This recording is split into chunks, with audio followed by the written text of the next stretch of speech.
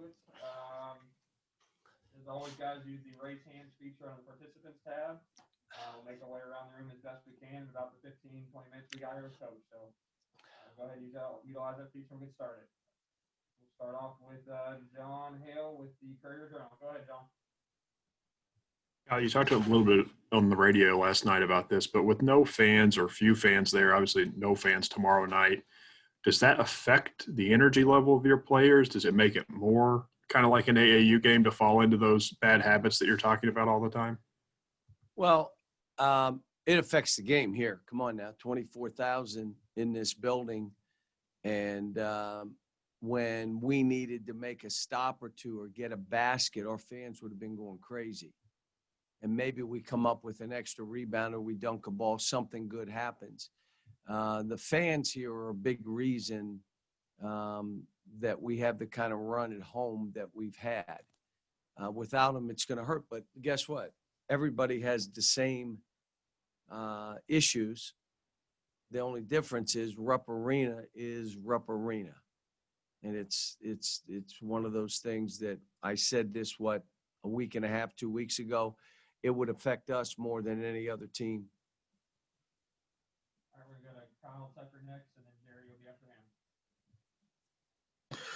him. Cal, how obviously challenging for all your young guys against a veteran team, but particularly at point guard when they've got a guy who can just bother the ball, veteran, savvy guy, and an aggressive defender. How much of a challenge was that for a not even just a freshman, but a young reclassified freshman point guard like Devin Askew, and how do you deal with him going forward in terms of trying to build him back? I'll be honest with you. The issue wasn't what he did defensively. He did a pretty good job.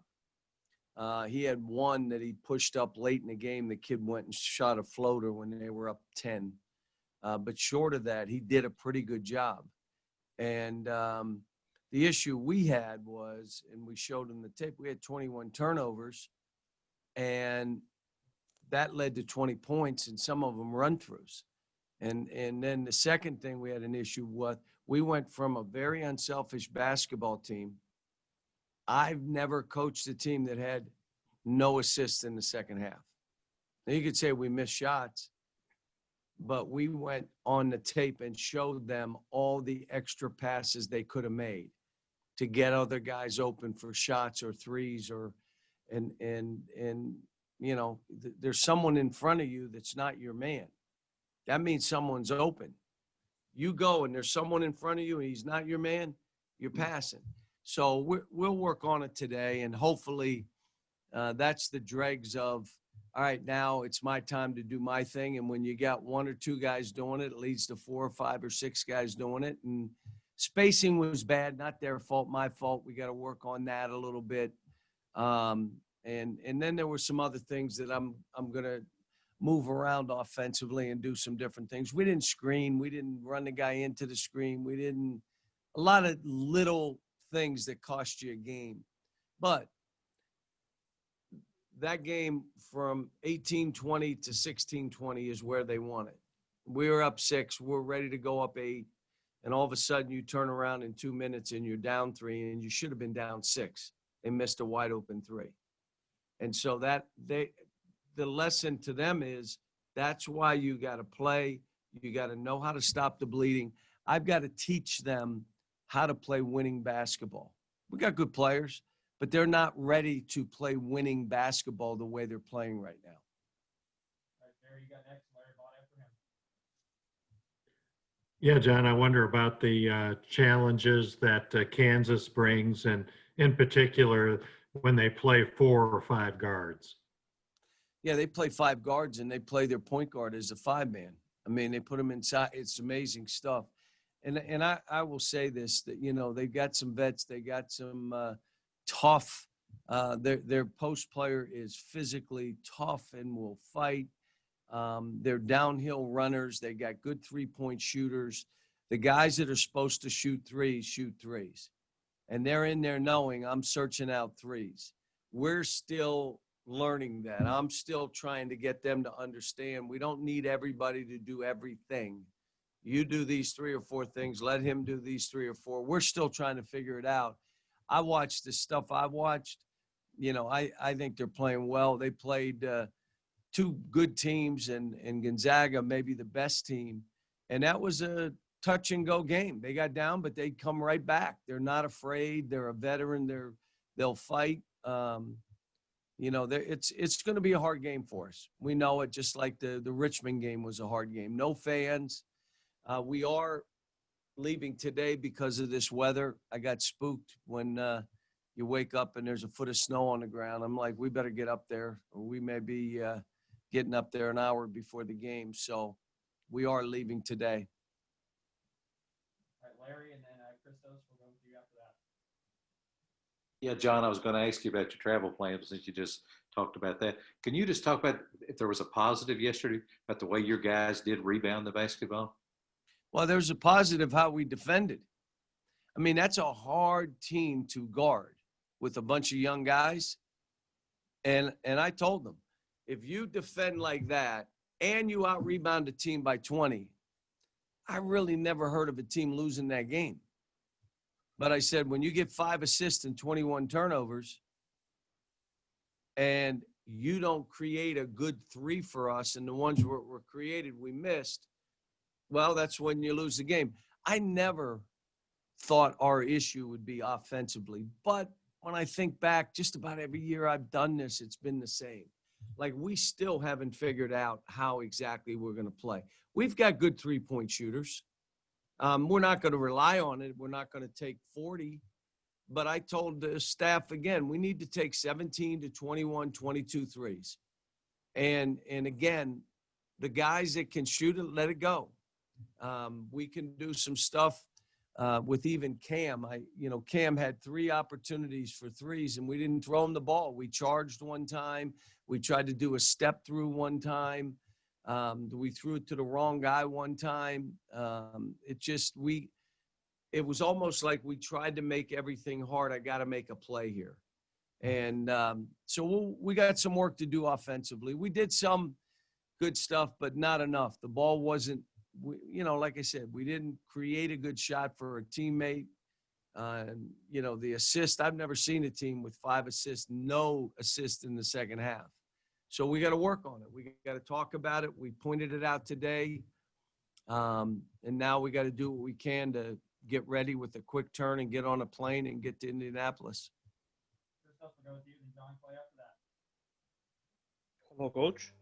I would like to ask you have a new team this season. How evaluate the progress of your team so far? And also, 2 of your former players, De'Aaron Fox and Bam Adebayo, get a Supermax extension. Do you believe that in this class of your team, do you have players who can get Supermax or become NBA top-level players in the near future? Well, I would say this, and all these people on this call, when you watch Bam the first week of the season, did you think he'd be a Supermax player in the NBA leaving after a year? Or even if you watch De'Aaron Fox the first week of the season, they probably say no. Probably tell you, well, he'll be back. And, the same, whether we say Jamal, who got a Supermax, I mean, all these kids, I mean, it takes time. This is different. I got 10 new guys, no returners. Now, I've started 5 freshmen before. I think it was in 2014. But that team took us till March. Woohoo! It was March before we clicked in. We got to get Keon back here. Let's hope in the next 2-3 weeks he's back, and then we can figure out what we do from there. John Clay, then Lonnie after that. John, what did you see out of Olivier yesterday? How do you think he played? Better. There was some stuff in the second half, shots that I thought he could make. Missed, a couple free throws, but what he gave us against a really good big guy that he got in foul trouble, he went right at him, showed me, okay, we know where we are there. We know what we got. Now, Kansas will play it a little different. They'll dig like crazy. They'll trap. There may be kickouts for threes. They work on closing that way, but, it showed us we can throw him the ball. And when we did, something good was happening. our spacing wasn't great. And that's not on these kids. That's on me. I got to do a better job of really saying this is where you have to go. Go ahead, Lonnie, and then Jeff throwing after that. Cal, it's obvious that you have a very swift team. You just got guys that can run. They get them down the court. My question is that on this level of basketball, are they fully aware of the quickness and the savvy that teams play with in terms of being able to protect the basketball? Well, obviously not, but this was a first time. These kids, most of them hadn't played in a college game. The first one was Moorhead, where they weren't sure, so they passed each other. Then they became sure, and they're like, I'm gonna do this. I can do this. Versus we got to do this together. It's all part of the process here, and I got to do a better job of teaching and what we accept. I played some guys too many minutes. Part of it was they said Davion had 2 fouls, and he didn't. It took 5 minutes to tell us that he had 1 foul. He didn't have 2. So he was out of the rotation more than I wanted him to be. And then when the game winds down, there's 5, 6, 7 minutes to go. I'm going to try to win. I'm not worried about who's playing what, how many minutes. So, but we had 2 or 3 guys, really 3 guys play too many minutes.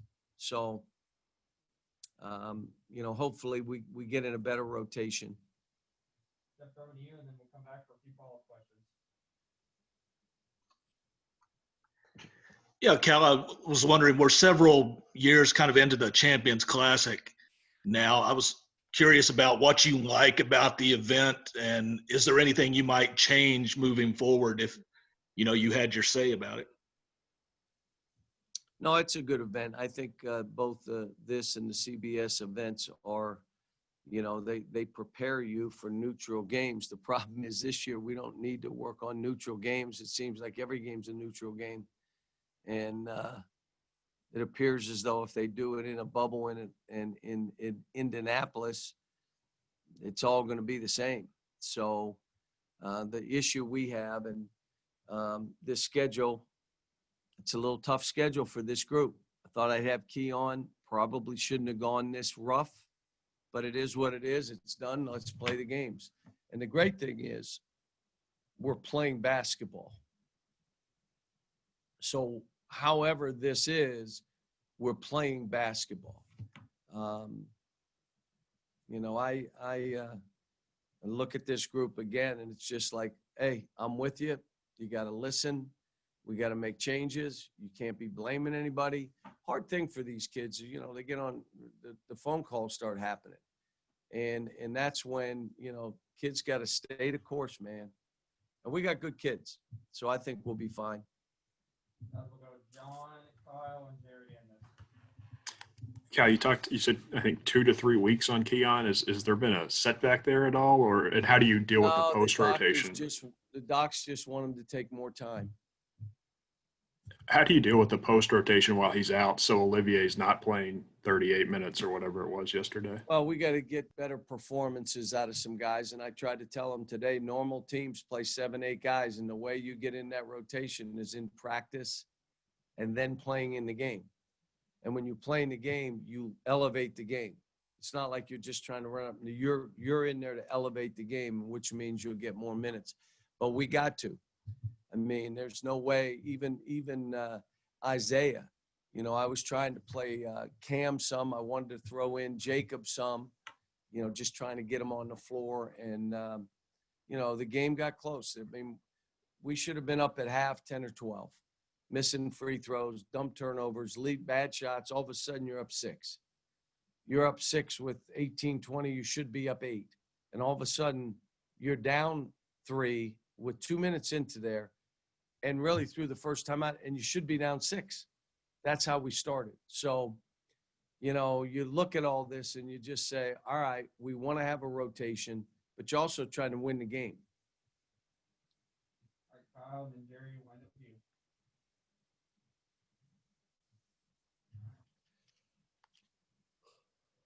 you. Am I up? Kyle, Yep. can you hear Yeah, Cal, you mentioned, roles and things like that, and you're talking about offense and spacing. How much do you need BJ and Terrence to be sort of in attack mode? You've talked about get the ball by the man and don't mess with the ball. Do you need those guys to almost initiate the offense from those wings? Were they messing with the ball yesterday? Well, yeah, Terrence had a couple times trying to go behind the back, and it seemed like it was driving you crazy. And then it got stolen, tipped away, and we started a step back 3. So what we're saying is you got to be in attack mode before you catch the ball. And yes, we need Terrence and BJ to aggressively go at that rim. And if they collapse, find us. Get easy shots for us. But hopefully this was a lesson. And like I said, I hate losing. But when you're talking a team like this, that kind of team, is a hard. I knew it'd be hard before the game, and that's why I wasn't crazy and didn't go nuts after the game. I knew what would be. It's you're waiting for the tape the next day to show them, to say, do you understand? And it wasn't defense and it wasn't rebounding. And you would have thought it was defense that they would. No, it wasn't. Second half, they shot a higher percentage, but it was breakout layups because of turnovers. They made a couple threes when they were up 10. And they're a good team. They're well coached. You have to play better offensively. You know what that means? You have to set better screens. You have to create better shots for each other.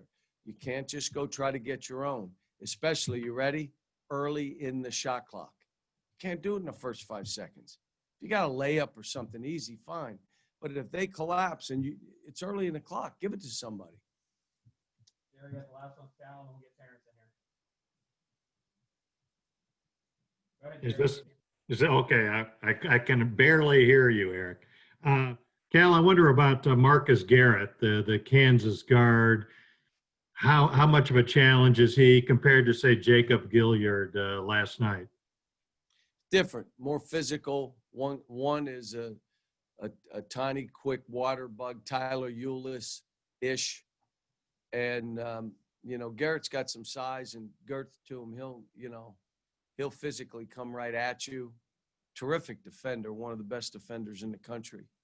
And so whoever he guards, you may be a creator because he's going to lock down. He's a good defender.